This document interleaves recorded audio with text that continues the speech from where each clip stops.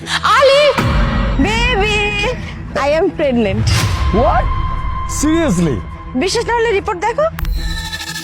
My goodness, আজকে যে আমি কতটা খুশি তোমাকে বলে বুঝাইতে পারবো না। আমি সিদ্ধান্ত নিয়েছি যে আজকে থেকে আমি আর অফিসে যাব না, বাসায় বসে আমাদের বেবি টেক কেয়ার করব। তো তোমাকে কে বলছো অফিসে যেতে?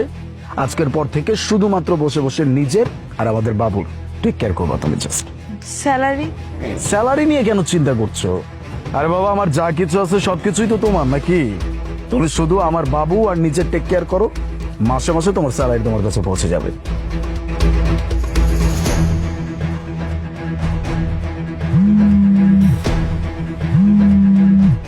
এখন এই ফোন ধরতে হবে না। হ্যালো, হ্যালো, তুমি কোথায়? কোথায় আর থাকবো? অফিসে। আহ, আজকে তো আমার ডাক্তারের কাছে যাওয়ার কথা, তুমি আমাকে সাথে নিয়ে যাব না? আরে বাবা, আমার কেন নিয়ে যেতে হবে? ড্রাইভারকে বললেই তো ড্রাইভার নামায় দেয় তোমাকে। রাখো। ভালো একটা মুডে ছিলাম, মুডটাই নষ্ট করে দিচ্ছে। ওকে। মানে তুমি বললা আরো মাইনে নিল যে বাচ্চা ওর? আরে মেনে নেবে না কেন? ও আমাকে অনেক ভালোবাসে, আর আমি যা বলি তাই বিশ্বাস করে। যাক, ভালোই হয়েছে। এই বাচ্চার নাম করে বাচ্চা যখন হবে, ওর যত প্রপার্টি আছে সব কিছু তুমি বাচ্চার নামে করে নিবা। তারপরে ওরা ছাইড়ে দিবা, বাচ্চা তো আমাদের। তখন তার যত প্রপার্টি আছে সবকিছু আমরা দুজন মিলে ভোগ করব। হ্যাঁ, তারপর আমরা সুখে শান্তিতে সংসার করবো। কি ব্যাপার? ব্যাগপত্র গুছিয়ে কোথায় যাওয়া হচ্ছে? দেখি, কোথাও না কোথাও তো যাব। কথা বলার স্টাইল এমন কেন? সুন্দরভাবে জিজ্ঞেস করছি ব্যাগপত্র গুছিয়ে কোথায় যাওয়া হচ্ছে। আমি তোমার সাথে থাকবো না, তাই এই বাড়ি আর তোমাকে ছেড়ে চলে যেতেছি। আমার সাথে থাকবে না মানে? কেন? ও, নাও আই গট ইট। অন্য কাউকে পাইছো না?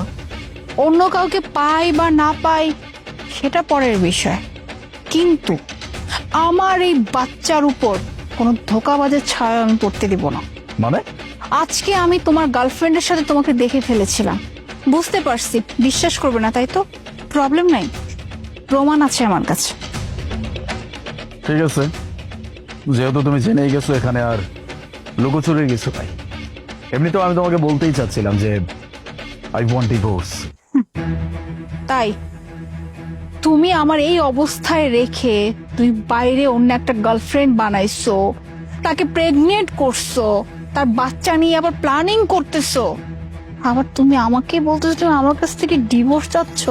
ওকে ফাইন, সমস্যা নাই, ডিভোর্স আমি তোমাকে দিয়ে দিব, কিন্তু তুমি আমার সাথে যে কাজটা করছো এর ফল তুমি একদিন ঠিকই ভোগ করবা। কথাটা মিলিয়ে নিও। হ্যাপি থাকো তোমার এক গার্লফ্রেন্ড আর বাচ্চাকে নিয়ে।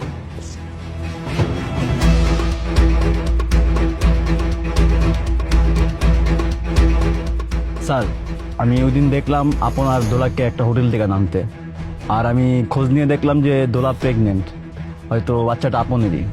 সত্যি? হ্যাঁ স্যার, আমি যতটুকু খোঁজ নিয়েছি দেখলাম যে বাচ্চাটা আপনেরই।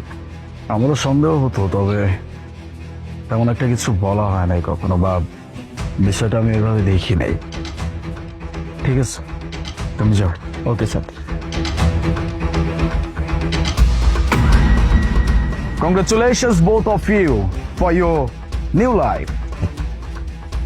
আমি তুমি যেমনটা ভাবছো তেমনটা না।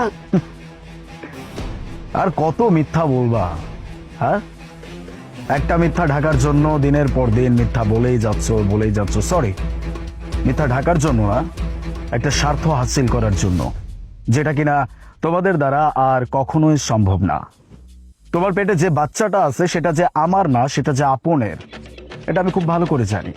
এখন বলতেই পারো যে মুখের কথাই কি আর সবকিছু হয়? আমার কাছে প্রমাণ আছে, মেডিকেল রিপোর্ট। এই বাচ্চাটা আমার না, বাচ্চাটা আপনের। তুমি আমার সাথে যেই কারণে এই কাজটা করছো, সেটার জন্য যে আমি তোমার সাথে কি করতে পারি তোমার কোনো আইডিয়াও নাই। কিন্তু আজকে আমার হাতে সময় কম। আমি তোমার মতো একটা মেয়ের জন্য আমার ওয়াইফের সাথে যা করছি, আমার তার কাছে যাওয়া উচিত, তার কাছে সরি বলা উচিত। দ্যাটস ওয়াই আমি তার কাছে যাব, এই জন্য আমার কাছে সময় নেই। না তো আজকে আমি তোমাকে বুঝিয়ে দিতাম যে তুমি আমার সাথে যেটা করছো এটার জন্য আমি কি করতে পারি। তবে এতটুকু বলে যাচ্ছি, আমার অফিসে তো তোমার চেহারা আমি আর কোনোদিন দেখতে চাই না। অফিস ছাড়াও যদি নেক্সট টাইম তোমার চেহারা আমার চোখের সামনে কখনো পড়ছে, তখন হয়তো আমি আর নিজেকে আটকাইতে পারবো না। কি করব সেটা আমি নিজেও জানি না। Mind it.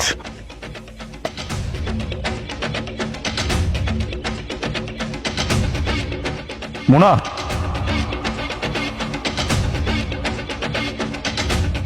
Mona, I'm sorry, আমি তোমার সাথে অনেক বড় অন্যায় করছি। দেখো, আমি জানি যে আমার সরিতে সবকিছু ঠিক হয়ে যাবে না, কিন্তু আমার ভিতরে যে গিল্টিনেস, আমি যে তোমার প্রতি অন্যায় করছি, আমার রিয়েলাইজেশন, আমি জাস্ট এটার জন্য তোমার কাছে সরি বলতে আসছি। আমাকে ক্ষমা করতে হবে আমি বলছি না, তো প্লিজ আমাকে সরি বলার স্কোপটা দাও।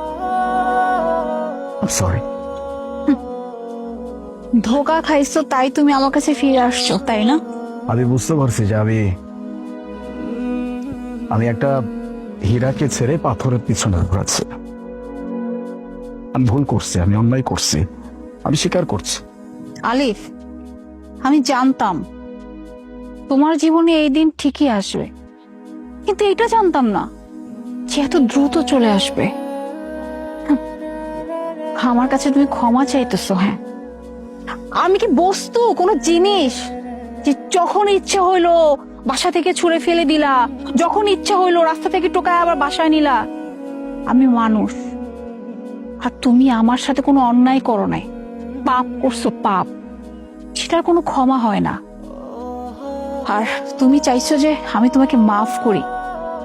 এই যে আগুনটা না, এই আগুনটা কেউ লাগায়, তুমি নিজে লাগাইছো, যে আগুনে আমাদের সবকিছু পুরো ধ্বংস হয়ে গেছে, কোনো কিছুর অবশিষ্ট নাই। তো এটা চিন্তাও করো না যে আমি তোমার জীবনে ফিরে আসবো। যেদিন আমি তোমার বাসা থেকে চলে আসছি, ওই দিনে আমি ঠিক করছি, যত যা কিছু হয়ে যাক, যদি তুমি মরেও যাও তবুও আমি তোমাকে দেখতে যাব না। আর একটা কথা, বাচ্চা, এই বাচ্চার উপর তোমার কোনো অধিকার নাই। এই বাচ্চার মাও আমি, বাবাও আমি। আজকে তো চলে আসছো সামনে, কিন্তু ফার্দার কোনোদিন যেন আমার সামনে আসতে না দেখি।